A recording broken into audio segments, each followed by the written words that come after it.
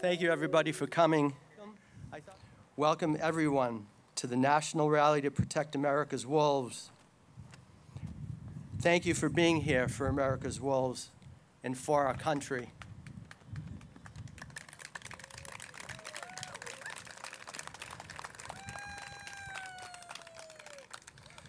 My name is Robert Goldman. Some of you have signed my Protect America's Wolves petition online. Almost 23,000 good people have signed the petition from around the U.S. and the world. Thank you for doing that. We're here because we love our homeland. We respect and love America's natural heritage, and that includes America's vital and beautiful wolves.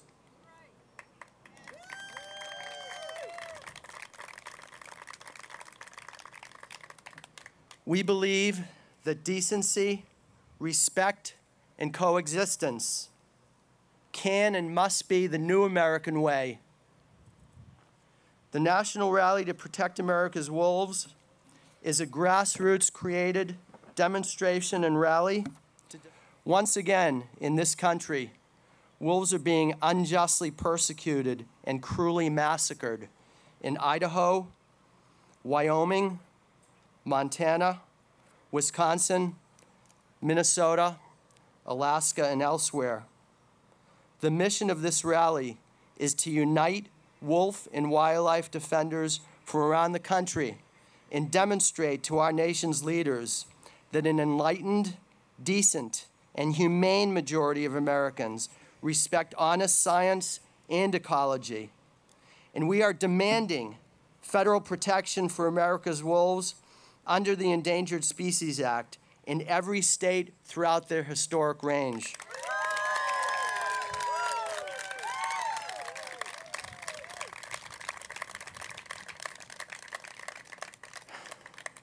Farley Mowat, I love Farley, the great Canadian naturalist and prolific author, stated in the preface to the 1993 edition of Never Cry Wolf, "We have doomed the wolf, not for what it is, but for what we deliberately and mistakenly perceive it to be, the mythologized epitome of a savage, ruthless killer, which is in reality not more than the reflected image of ourselves. We have made it the scapegoat for our own sins."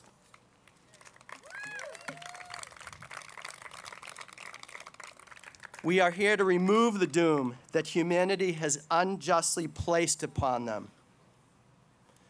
We are inspired to this call by the beautiful words of Margaret Mead, who said, "Never doubt that a small group of committed citizens can change the world. Indeed, it's the only thing that ever has." Farley Mowat and other great naturalists and scientists, such as Adolph Murray and Gordon Haber, have taught us that wolves are native, ecologically vital, and beautiful members of the North American landscape. Wherever they live, wolves are remarkable natural predators that keep their prey species healthy and strong. Wolves have been persecuted and massacred for centuries due to human ignorance, intolerance, and cruelty. It is the very opposite of the respect, admiration, and protection they deserve. Wolves are highly social, sensitive, and intelligent beings, and like all canines, they are loyal and loving to their families, their wolf pack. Yet the Obama administration, and both Republicans and Democrats in Congress and corrupt state wildlife agencies have ganged up on wolves in a way that is unjustified by honest science and unethical with regard to the right of wolves and all native wildlife to live and thrive in what is their native homeland too.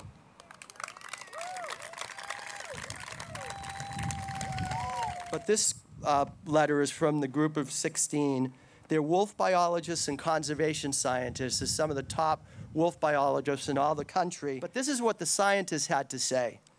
The gray wolf has barely begun to recover or is absent from significant portions of its former range where substantial, suitable habitat remains in the Pacific Northwest, California, the Southern Rocky Mountains, and the Northeast.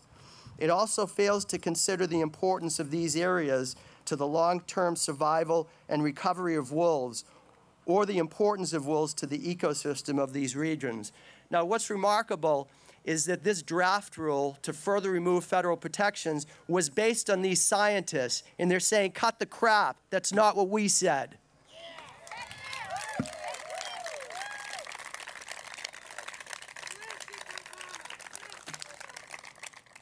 Cattlemen have continually maligned wolves in a brutal way that is both dishonest and immoral. Wolves are actually responsible for a minuscule number of cattle deaths every year. For example, in Wyoming, during all of 2011, wolves took, and get this, only 35 out of 1.3 million cattle. What are these crybabies talking about? They're spreading this garbage around the country to people that don't know the situation.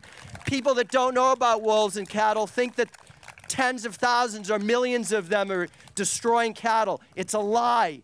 Why would the Obama administration base wildlife policy on these clowns?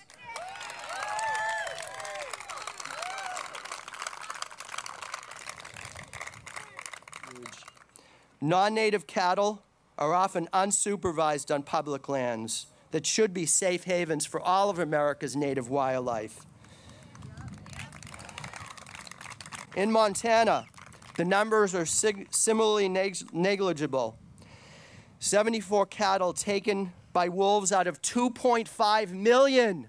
That's 0.003%. These statistics are easily verified with the U.S. Fish and Wildlife Service, which was recently controlled by Ken Salazar. So you'd think that if they were going to lie about it, you'd think that he would have lied about it, but the numbers speak for themselves. And the numbers are similar in Idaho, by the way. Millions of cattle are grazing throughout our public lands, and they cause tremendous ecological damage to America's public lands.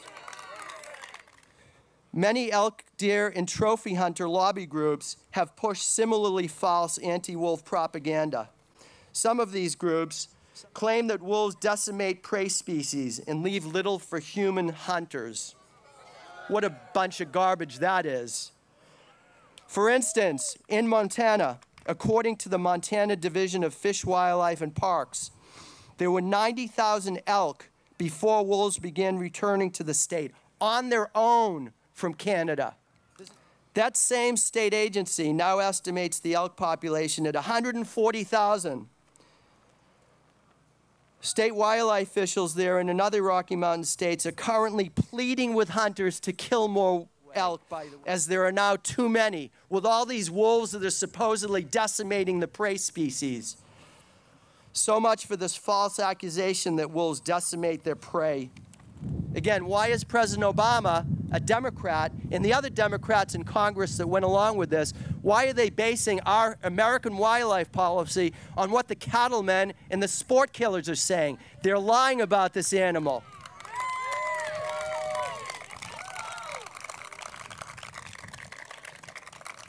It's time to stop this dishonesty and hateful propaganda by cattlemen, hunters, and trappers, which results in the persecution and massacre of vital and innocent wolves, including wolf pups, and the persecution and slaughter of so many other vital and beautiful members of the North American landscape. All our native wildlife have a place under the sun and the right to live and thrive in what is their homeland too.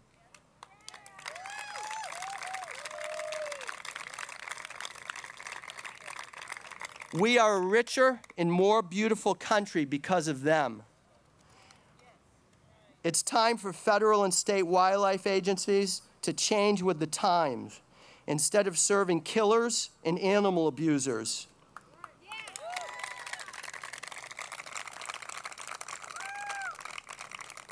It's time that state wildlife agencies focus on conservation and restoration of our native wildlife and wildlands. We've had enough brutality and slaughter in this country of both native people and native wildlife both.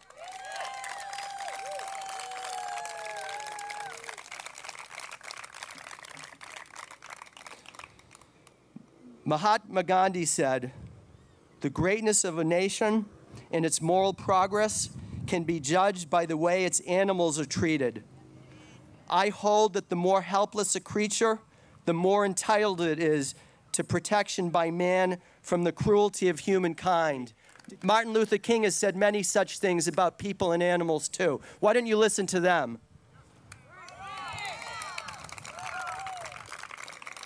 President Obama, withdraw your anti-science, unethical, and politically driven proposal to further remove federal protections for America's wolves. Wolves and all our native wildlife deserve much better than what you have accorded them.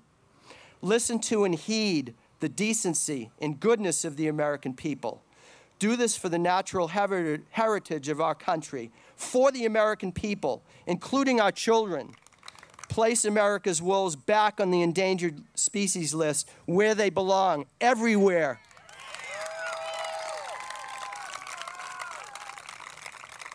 In every state. Our rally message is simple and direct. The wildlife-respecting, humane, and ethical majority of citizens in this country, along with our like-minded friends from around the world, have had enough of the brutalization, persecution, and slaughter of wolves and other native wildlife. It is time for decency, respect, and coexistence towards America's wolves and all native wildlife to be the new American way.